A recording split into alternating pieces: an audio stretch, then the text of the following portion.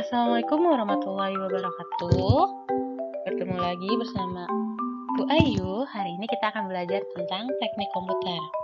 Nah, teknik komputer ini merupakan salah satu materi di bab 1 dan kita akan mempelajari di bab 1 ini apa aja gitu kan. Nah, di bab 1 ini kita akan mempelajari perangkat komputer, kedua ada proses input output komputer, ketiga ada perangkat tambahan, dan keempat ada program aplikasi. Nah, hari ini Ibu akan menjelaskan mengenai perangkat komputer. Ibu akan menjelaskan terlebih dahulu pengertian dari komputer ya. Nah, komputer merupakan suatu alat elektronik yang mampu melakukan beberapa tugas, yaitu menerima input, memproses input sesuai instruksi yang diberikan, menyimpan perintah-perintah dan hasil pengolahannya, serta menyediakan output dalam bentuk informasi. Lanjut, komputer sebagai media informasi dan komunikasi memiliki beberapa keunggulan seperti 1. Mengakses dengan cepat dan tepat. 2. Menghasilkan informasi dari data yang lampau. 3. Mampu memproses data yang sangat besar menjadi informasi. 4. Mampu menyimpan data yang sangat banyak. 5. Mampu melakukan importing dan exporting data yang dirancang khusus.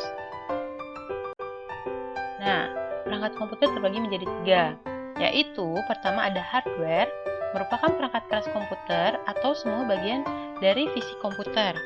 Kedua ada software merupakan perangkat lunak komputer yang terdiri dari aplikasi-aplikasi yang ada di komputer.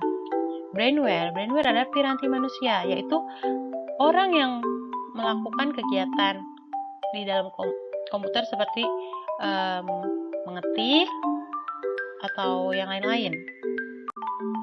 Lanjut, kita akan membahas masalah hardware. Hardware terdiri dari 4 device. Yang pertama itu ada input device, kedua ada process device, ketiga ada output device, dan keempat ada strong device. Nah, di input device ini Ibu sebutin beberapa contohnya ya. Nah, pertama itu ada keyboard, mouse, joystick, scanner, dan webcam. Nah, di proses device itu ada motherboard, processor, RAM, VGA card, power supply.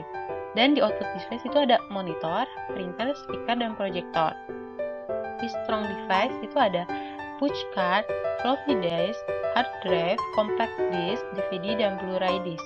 Nah, untuk sekarang Ibu jelaskan masalah input device. Nah, di sini udah ada gambar dan pengertian dari masing-masing yang Ibu sebutkan tadi. Ada keyboard, ya kan? Keyboard itu perangkat keras yang penuh dengan tombol-tombol yang mewakili huruf, angka, karakter, dan beberapa fungsi tertentu. Kedua itu ada mouse, perangkat keras yang mudah digenggam, umumnya berisi 2 tombol dan sebuah bola atau laser di bawahnya untuk menggerakkan kursor. Ketiga itu ada scanner, perangkat keras yang berfungsi untuk mengubah data analog kertas menjadi data digital. Keempat itu ada joystick, perangkat berbentuk seperti tuas gigi mobil atau seperti stick konsol. Nah, kelima ada webcam, perangkat keras berupa kamera kecil yang biasa ditempatkan di atas monitor atau LCD.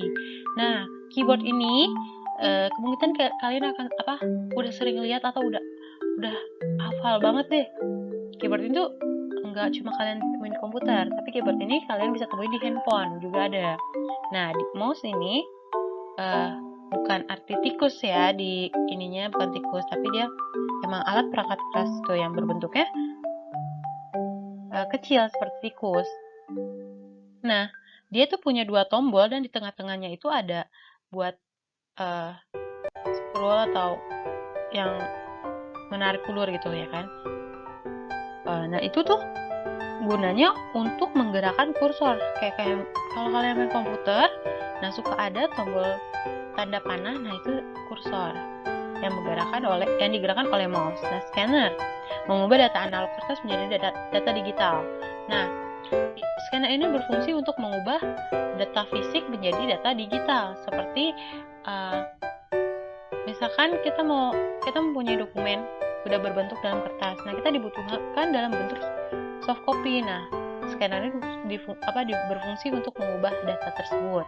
Nah, joystick ini kalian juga sering lah, terutama anak cowok yang suka main game pasti paham ini, bermain PS itu pasti paham ini tuh gunanya untuk apa.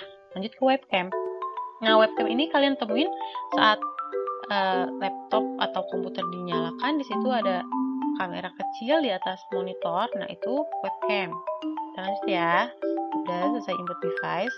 Lanjut berikutnya ada proses device.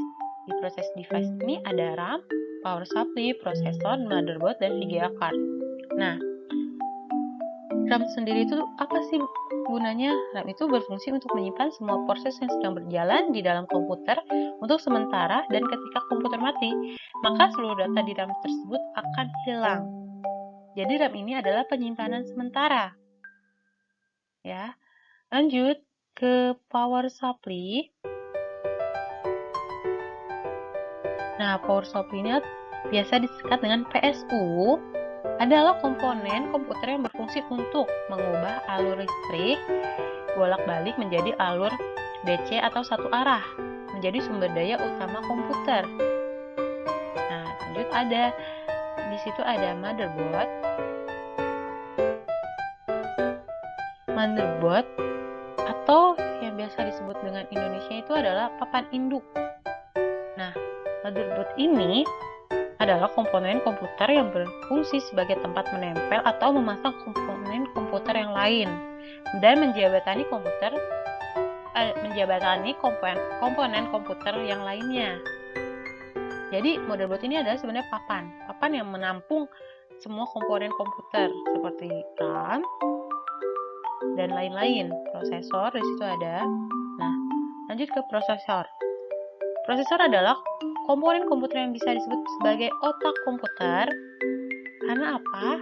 Karena prosesor itu berfungsi untuk menjalankan dan mengendalikan kerja komputer dengan bekerja sama dengan komputer lain. Dan terakhir adalah VGA card.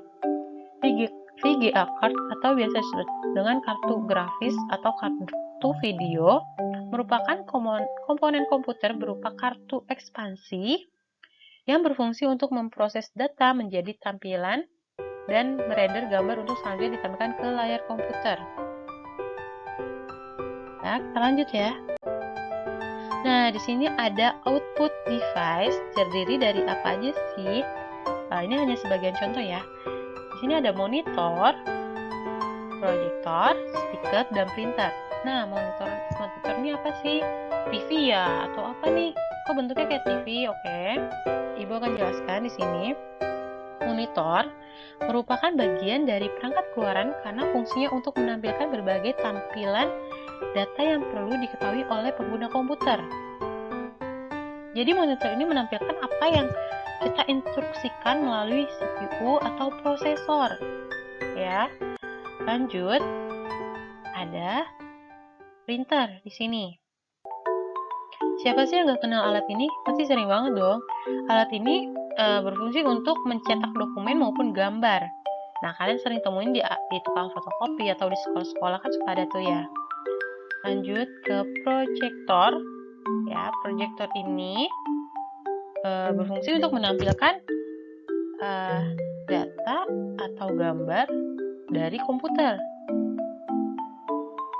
Yang digunakan biasanya untuk presentasi, kayak kemarin kalian ada beberapa guru yang menggunakan proyektor ini untuk menampilkan gambar atau video. Kalian ingat nggak waktu MPLS? Nah, di situ kan ada beberapa guru yang menampilkan video menggunakan proyektor ini. Lanjut ada speaker. Speaker ini perangkat keluaran yang sebenarnya nggak buat komputer juga, bisa buat televisi atau yang lainnya. Nah, speaker ini apa sih, dia kok masuk ke output device gitu kan. Nah, speaker ini berfungsi untuk mengeluarkan data berupa suara. Data tersebut diambil dari olahan prosesor yang mengolah data digital dengan format tertentu.